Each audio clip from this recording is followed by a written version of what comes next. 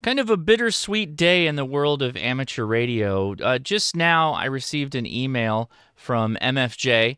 There's Martin Jew's signature, basically saying that they're going to be getting out of the amateur radio space in the way we know it today. What it will look like in the future, we're not exactly sure, but I'll read through this. It is with a sad heart as I write this letter, as many of you have heard by now, and yeah, there have been rumors going around. MFJ is ceasing its on-site production in Starkville, Mississippi on May 17th.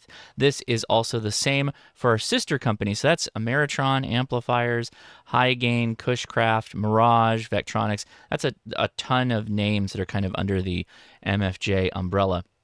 Times have changed since I started the business 52 years ago. Our product line grew and grew and prospered.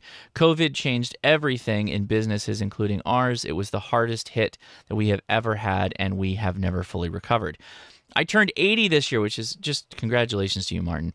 I had never really considered retirement, but life is so short and my time with my family is so precious. And, well said. I want to thank all of our employees who have helped build this company with me over the years. We have many employees who have made MFJ their career for 10, 20, 30, 40, and more years. That's very impressive. Quite a legacy. We are going to continue to sell MFJ products past May 17th. We have a lot of stock on hand. We will continue to offer repair services, work for out of warranty and in warranty units for the foreseeable future. Finally, a special thanks to all of our customers and our dealers who have made MFJ a worldwide name and a profitable business for so many years. You all are so much appreciated.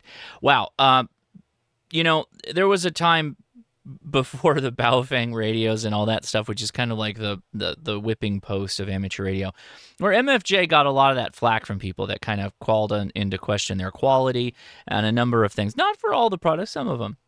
I, from the beginning, have loved MFJ, particularly as a younger ham getting started in HF radio.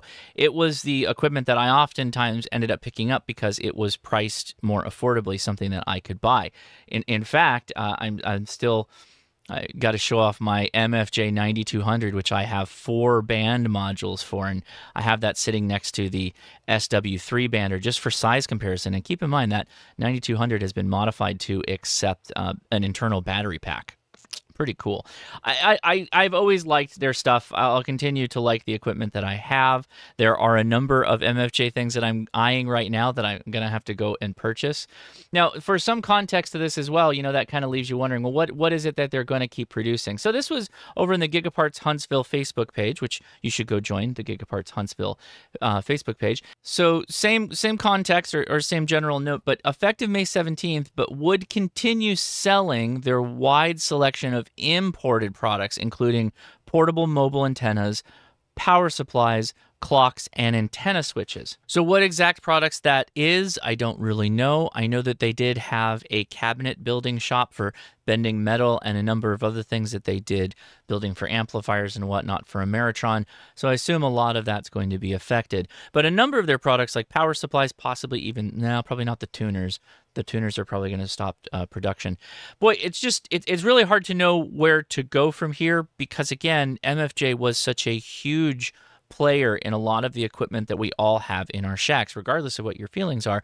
I know there are multiple MFJ boxes in your shack somewhere. I look across my shack. I'm looking at my legal limit power meter that I use for tuning up my amplifier. I'm looking at a power supply that runs my 7610, a 40 amp power supply that I use as kind of a bench power supply, a number of things that I've owned from MFJ for a really long time, like the pocket tuner. I think that was one of my first MFJ items that I got when I was playing around with my first random wire 9-to-1 Unon antenna. So yeah, really sad, but Martin, again, your legacy is felt throughout this entire community.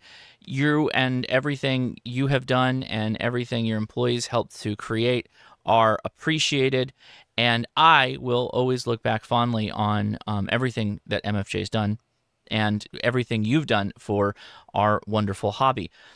You deserve time to be with your family, so I hope you take all the time that you have and really just enjoy yourself.